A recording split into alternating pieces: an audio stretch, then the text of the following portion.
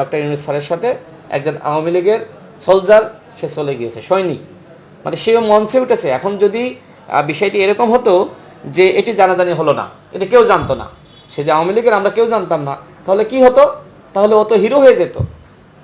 ভাগ্য ভালো যে আমাদের কাছে তথ্য এসেছে, 5-7 ঘন্টা 10 ঘন্টা চলে গেছে, এরপরে তারা বলছে আমরা জানতাম না। আরে ভাই, এত বড় একটা ঘটনা আপনারা বলেন জানতাম না, এটি বললেই কি মানুষ বিশ্বাস করবে? এটি কি বাংলাদেশ যে আপনার একটি মঞ্চে আপনার এইভাবে যে সে উঠে চলে যাবে? যেতে পারে, সম্ভব? তাও আপনার বিল ক্লিনটনের মতন একজন ব্যক্তির অনুষ্ঠানে, আন্তর্জাতিক ইভেন্টে কোনোভাবেই যাওয়া যায় না। এইভাবে হুট করে চট করে উঠে যাওয়া যায় না।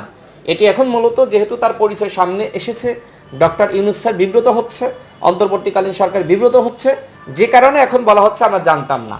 এগুলো আসলে এক ধরনের, আমি বলবো যে এই ধরনের বক্তব্যগুলো অগ্রহণযোগ্য। এবং আরেকটি বিষয় বলি, সেটি হলো যে আমি আরেকটি পোস্ট দিয়েছি।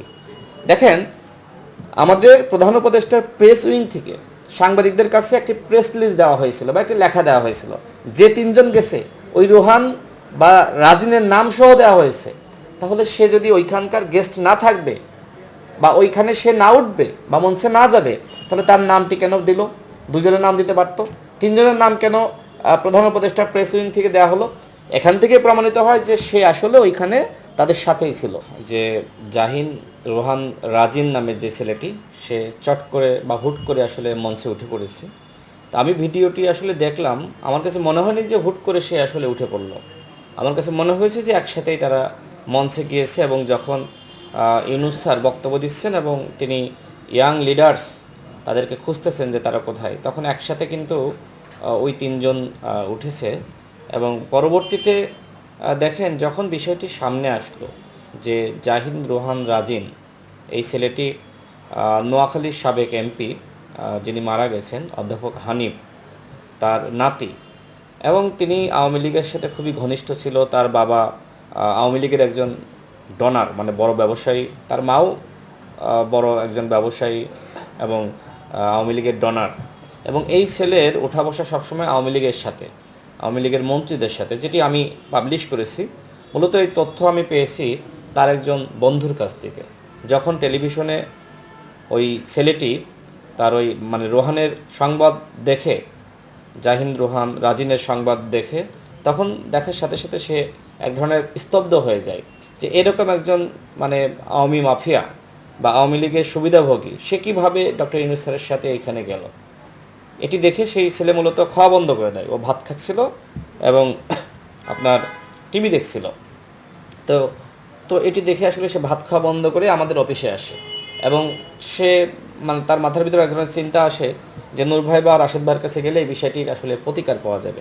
তো আমাদের সভাপতি নুরুল হক নূর, তিনি অফিসে ছিলেন না, আমি অফিসে ছিলাম, এবং তিনি আমাকে বললেন যে ভাই, আপনার সাথে আমার খুব জরুরি আলাপ আছে। আমি বললাম কোন বিষয়ে? বললো যে আজকে যে ইউনূস স্যার মাস্টার মাইন্ড এবং একই সাথে 3 জন নেতার যে পরিচয় করিয়ে দিয়েছে আন্তর্জাতিক মহলের কাছে, সেই বিষয়টি নিয়ে। তো তখন অনেকে আমার সাথে সাক্ষাৎ করার জন্য এসেছিলেন। আমি কয়েকজনের সাথে সাক্ষাৎ করে বাকিদের বললাম যে একটু ওয়েট করেন। তো ওই ছেলেকে আমি পর্যাপ্ত টাইম দিলাম। যখন বিষয়গুলো জানতে পারলাম যে আসলে এই ধরনের ঘটনা, তখন আমি তাকে টাইম দিলাম এবং আমি সব কিছু নিজেও যাচাই বাছাই করার চেষ্টা করলাম। তো শুরুতে আমি তাজুল ইসলাম, যিনি আপনার এলজিআরডি মন্ত্রী ছিলেন, তার ছবিটি আমি আমার পেজে পোস্ট দিয়েছি, এবং সেটি পোস্ট দেওয়ার পরে সাথে সাথে ভাইরাল হয়ে যায়, সারা দেশে বিষয়টি ছড়িয়ে পড়ে। এর আগে কিন্তু কেউই এই বিষয়টি নিয়ে কথা বলে নাই বা লেখেও নি বা জানতেও না। তথ্য একমাত্র আমার কাছে আসে এবং আমি সেটি পাবলিশ করেছি। আপনার এই প্রশ্নের উত্তর দেওয়ার আগে আরেকটি বিষয় বলে রাখা ভালো। দেখেন, আন্তর্জাতিক কমিউনিটির কাছে ডক্টর ইউনূস স্যার একজন ব্যক্তিকে মাস্টার মাইন্ড হিসেবে তুলে ধরেছেন, এবং এটি তিনি করতে পারেন। কিন্তু সেখানে যে জিনিসটা করা দরকার ছিল যে অন্যতম একজন নেতৃত্ব, কারণ এইখানে নেতৃত্ব দিয়েছে বিভিন্ন গোষ্ঠী, দল, ব্যক্তি, এবং সবাই মিলে নেতৃত্ব দিয়েছে। আপনার একটা টিম যদি ভালো না খেলে, তাহলে কোনোভাবেই কিন্তু একটি ম্যাচ জেতা যায় না। অর্থাৎ আমি যদি এই জিনিসটাকে এইভাবে ধরি যে 100 জন স্টেক হোল্ডার একসাথে আন্দোলনে নেমেছে, এখন এর মধ্যে 99 জন স্টেক হোল্ডার খুব ভালোভাবে আন্দোলনের নেতৃত্ব দিল, কিন্তু একজন ভালো পারফরমেন্স করলো না, তখন ওই একজনের কারণে 99 ভাগ সফলতা সেটি কিন্তু ব্যর্থ হয়ে যেতে পারে। অর্থাৎ এইখানে 100 জন স্টেক হোল্ডার আমি মনে করি এই 100 জনই মাস্টার মাইন্ড। সুতরাং একজনকে যখন এইভাবে আন্তর্জাতিক কমিউনিটির কাছে মাস্টার মাইন্ড হিসেবে তুলে ধরা হবে, তখন বাকি 99 জনের অবদান অস্বীকার করা হবে। এবং ডক্টর ইউনূস স্যার আগেই বলেছেন যে আমাদেরকে ছাত্ররা নিয়োগ দিয়েছে এবং জনগণ সমর্থন দিয়েছে, এই কথা তিনি বলেছিলেন। মাঝখানে তিনি এই বিষয়টি নিয়ে আর মন্তব্য করেননি। আন্তর্জাতিক মহলের কাছে তিনি গেলেন, গিয়ে কিন্তু একই ভুল করলেন, যে একজন ব্যক্তিকে আসলে এই আন্দোলনের মাস্টার মাইন্ড হিসেবে তুলে ধরলেন। দেখেন, আপনি সামাজিক যোগাযোগ মাধ্যম দেখেন, মানুষের মন্তব্য দেখেন, মানুষ কিন্তু বিষয়টিকে ভালোভাবে নেয়নি। সুতরাং তার মতন একজন ব্যক্তির কাছ থেকে আমরা আসলে এটি কখনোই প্রত্যাশা করি নাই। মাস্টার মাইন্ড শব্দটি এখন এক ধরনের মানে কৌতুকে পরিণত হয়েছে। মানে মানুষ কিন্তু ওই আওয়ামী চেতনার স্টাইলে কোনো কিছু হোক, যে আওয়ামী লীগই সব করেছে, দেশ স্বাধীনের পরে মানে আওয়ামী লীগ যেভাবে বয়ান তৈরি করেছিল যে একমাত্র মুক্তিযুদ্ধের দাবিদার আওয়ামী লীগ, এমনকি প্রেসিডেন্ট জিয়াউর রহমান এরকম একজন ব্যক্তি যিনি মুক্তিযুদ্ধের ঘোষণা দিয়েছেন, তাকে পর্যন্ত রাজাকার বানিয়ে দিয়েছে।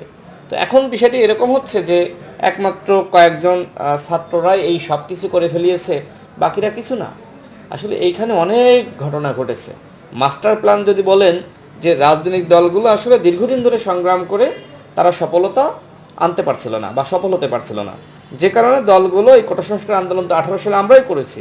সুতরাং যখন আবার কোটা 30% ফিরে আসলো, তখন আমরা বিএনপিকে প্রস্তাব দিলাম যে আপনারা এই আন্দোলনকে কাজে লাগান। আপনারা একটি বড় দল, রাজনৈতিক আন্দোলন করে আসলে সরকারকে ফালানো যাচ্ছে না, সুতরাং এই আন্দোলনকে কিভাবে রাজনীতিকরণ করা যায় সেই চিন্তাটা করেন। আমরা এই প্রস্তাব কিন্তু বিএনপিকে দিয়েছিলাম এবং বিএনপি কিন্তু এটি গ্রহণ করেছিল।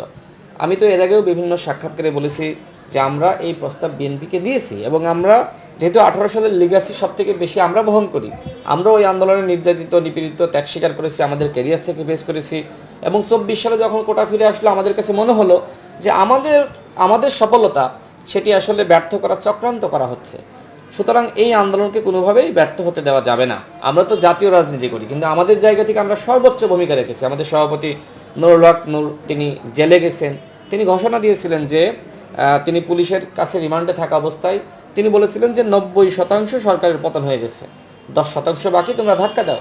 আমার বাসায় 2বার অভিযান চালিয়েছে আমাকে গ্রেপ্তার করার জন্য। কেন? কারণ এই যে মাস্টার প্ল্যান পিছন থেকে বা দলগুলোর সাথে কথা বলা, সমন্বয় করা, সেই কাজগুলো আমরা করেছি এবং এগুলো গোয়েন্দা সংস্থার কাছে চলে গিয়েছিল। বিশেষ করে নুরুল হক নূরকে যখন গ্রেপ্তার করলো, তার ডিভাইস তো চেক করেছে, সেখানে পেয়েছে যে রাশেদ কি করেছে, রাশেদের ভূমিকা কি। এই কারণেই কিন্তু আমাকে গ্রেপ্তার করার জন্য ব্যাপকভাবে চেষ্টা করেছে। তো যাই হোক, পারে নাই গ্রেপ্তার করতে, আমি নিরাপদে থাকার চেষ্টা করেছি, নিরাপদে থেকেই আমার জায়গা থেকে আমি ভূমিকা রাখার চেষ্টা করেছি। কিন্তু এর মানে এই নয় যে আমি সব করেছি, আমি এটি বলবো না। আমি বলবো যে ওই 100 জনের মধ্যে হয়তো আমি একজন হতে পারি, বাকি কিন্তু আরও 99 জন আছে। সুতরাং ওই 99 জনকেও কিন্তু আমাকে তাদের মূল্যায়ন করতে হবে এবং এখানে মূল্যায়নের সমতা থাকতে হবে, সাম্যতা থাকতে হবে। কিন্তু এখন আমরা দেখছি যে আওয়ামী লীগের চেতনার মতন করে এখন একই কাজ করা হচ্ছে, যে কয়েকজন দাবি করছে যে আমরাই সব করেছি এবং সমস্ত নিয়ন্ত্রণ এখন তারা নেওয়ার চেষ্টা করছে। মানে বিভিন্ন জায়গায় নিয়োগ থেকে শুরু করে বিভিন্ন জায়গায় কাকে কোথায় বসাবে সব কিছু তারা করছে। রাজনৈতিক দলগুলোর সাথে খুব বেশি সমন্বয় হচ্ছে বলে আমার কাছে মনে হয় না, কারণ আমি তো জানি কারোর সাথে সমন্বয় হলে বসলে আমি জানতাম। তো এই দুর্বলতাগুলো আছে। আজকে দেখেন যে পুলিশ নিয়ন্ত্রণে নাই, পুলিশের একজন ঊর্ধ্বতন কর্মকর্তা তিনি বলছেন তার আরেকজন ঊর্ধ্বতন কর্মকর্তাকে ফোন দিয়েছে, স্যার এখানে তো কেউ কথা শোনে না, এখানে কেউ আমার কমান্ড মানছে না। তো পুলিশের এই অবস্থা। আজকে শেখ হাসিনা বিদায় নিয়েছে, কিন্তু পুলিশের মধ্যে শেখ হাসিনা, আজকে সচিবালয়ে শেখ হাসিনা, আজকে প্রত্যেকটা জায়গায় শেখ হাসিনা। তার মানে এই যে 15 বছর ধরে শেখ হাসিনা যে রাজ্যকে তার মতন করে সাজিয়েছিল, সেটিকে এখনো পর্যন্ত সেটা কিন্তু ভাঙা সম্ভবপর হয়নি। এই আওয়ামী লীগের প্রশাসন রেখে কোনোভাবেই ডক্টর ইউনূস স্যার তিনি দেশ চালাতে পারবেন না। আমরা বারবার তাদেরকে বলছি, আওয়ামী লীগের যারা আছে এদেরকে সরিয়ে দেন, চাকরিচ্যুত করেন, যারা অন্যায় করেছে তাদেরকে শাস্তির ব্যবস্থা করেন, কিন্তু করা হচ্ছে না। বরং আমরা দেখতে পাচ্ছি যে বিভিন্নভাবে আওয়ামী লীগকে পুনর্বাসিত করা হচ্ছে, যার প্রমাণ তো আপনারা পেলেন যে ডক্টর ইউনূস স্যারের সাথে একজন আওয়ামী লীগের সোলজার সে চলে গিয়েছে, সৈনিক, মানে সেও মঞ্চে উঠেছে। এখন যদি বিষয়টি এরকম হতো যে এটি জানাজানি হলো না, এটি কেউ জানতো না, সে যে আওয়ামী লীগের আমরা কেউ জানতাম না, তাহলে কি হতো? তাহলে ও তো হিরো হয়ে যেত। ভাগ্য ভালো যে আমাদের কাছে তথ্য এসেছে, 5-7 ঘন্টা 10 ঘন্টা চলে গেছে, এরপরে তারা বলছে আমরা জানতাম না। আরে ভাই, এত বড় একটা ঘটনা আপনারা বলেন জানতাম না, এটি বললেই কি মানুষ বিশ্বাস করবে? এটি কি বাংলাদেশ যে আপনার একটি মঞ্চে আপনার এইভাবে যে সে উঠে চলে যাবে? যেতে পারে, সম্ভব। তাও আপনার বিল ক্লিনটনের মতন একজন ব্যক্তির অনুষ্ঠানে, আন্তর্জাতিক ইভেন্টে কোনোভাবেই যাওয়া যায় না। এইভাবে হুট করে চট করে উঠে যাওয়া যায় না। এটি এখন মূলত যেহেতু তার পরিচয় সামনে এসেছে, ডক্টর ইউনূস স্যার বিব্রত হচ্ছে, অন্তর্বর্তীকালীন সরকার বিব্রত হচ্ছে, যে কারণে এখন বলা হচ্ছে আমরা জানতাম না। এগুলো আসলে এক ধরনের, আমি বলবো যে এই ধরনের বক্তব্যগুলো অগ্রহণযোগ্য। এবং আরেকটি বিষয় বলি, সেটি হলো যে আমি আরেকটি পোস্ট দিয়েছি। দেখেন, আমাদের প্রধান উপদেষ্টার প্রেস উইং থেকে সাংবাদিকদের কাছে একটি প্রেস লিস্ট দেওয়া হয়েছিল বা একটি লেখা দেওয়া হয়েছিল, যে তিনজন গেছে ওই রোহান বা রাজিনের নাম সহ দেওয়া হয়েছে। তাহলে সে যদি ওইখানকার গেস্ট না থাকবে বা ওইখানে সে না উঠবে বা মঞ্চে না যাবে, তাহলে তার নামটি কেন দিল? দুজনের নাম দিতে পারত। তিনজনের নাম কেন প্রধান উপদেষ্টা প্রেস উইং থেকে দেওয়া হলো? এখান থেকে প্রমাণিত হয় যে সে আসলে ওইখানে তাদের সাথেই ছিল। যেহেতু আওয়ামী লীগের নাতি, মানে আওয়ামী লীগের এমপির নাতি, সে কারণেই মূলত এখন ধোঁয়াশার সৃষ্টি হয়েছে। এখন তারা আসলে এটা তারা যে জানতো না, এইভাবে প্রকাশ করার এক ধরনের চেষ্টা করছে।